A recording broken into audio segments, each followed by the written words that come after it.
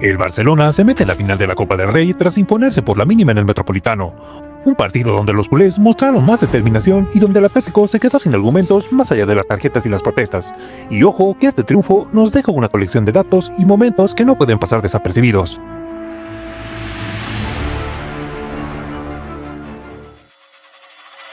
Flick sorprendió con la alineación, Rafinha volvió al once titular y Lewandowski se quedó en el banquillo, una decisión que viendo el partido tuvo sentido.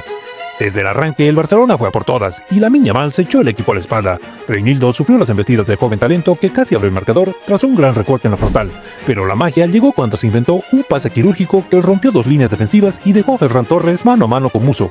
Definición perfecta y 0-1 antes de la media hora de juego.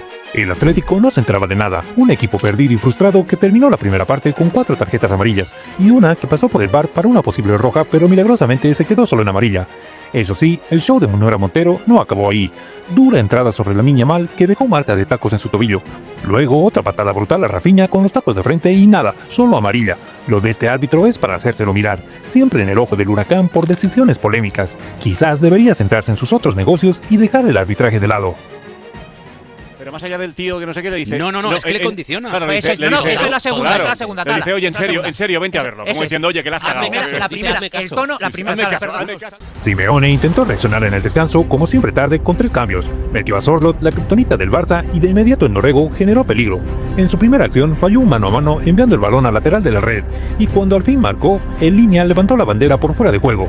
Frustración total para el Atleti y su afición, que al acabar la primera parte ya habían dedicado una sonora pitada a Munera Montero. Y ojo que hay un dato que retrata por completo a Simeone. En 40 enfrentamientos contra el Barcelona solo ha ganado 6 encuentros y sorprendentemente en los 40 partidos previos a su llegada, el Atlético le ganó 16 veces al Barça. Es decir, el Cholo ha conseguido que su equipo sea mucho menos competitivo contra los culés, con una mayor inyección económica en la plantilla que antes y siendo el director técnico mejor pagado del mundo. Para alguien que se vende como un técnico top, el balance es de risa.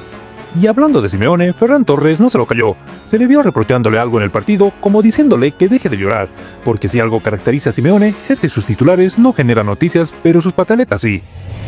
El Barça tuvo ocasiones para liquidar el partido, pero no los aprovechó. Aún así, el Atlético nunca pareció tener argumentos reales para remontar. La segunda parte se diluyó entre imprecisiones, cansancio y más tarjetas. Al final, el Barcelona selló su pase a la final, donde se verán las caras con el Real Madrid el 26 de abril en Sevilla. Y atentos a este dato, será la 11ª final de Copa del Rey del Barcelona en las últimas 17 temporadas, un récord que deja claro que el equipo culé domina muy bien esta competición. Así que el Barcelona cumple, saca su billete para la gran final y deja en evidencia una vez más a un Atlético de Madrid que sigue sin encontrar respuestas ante los culés. El fútbol es de los valientes y esta vez el equipo de Flick demostró que tenía más hambre de gloria.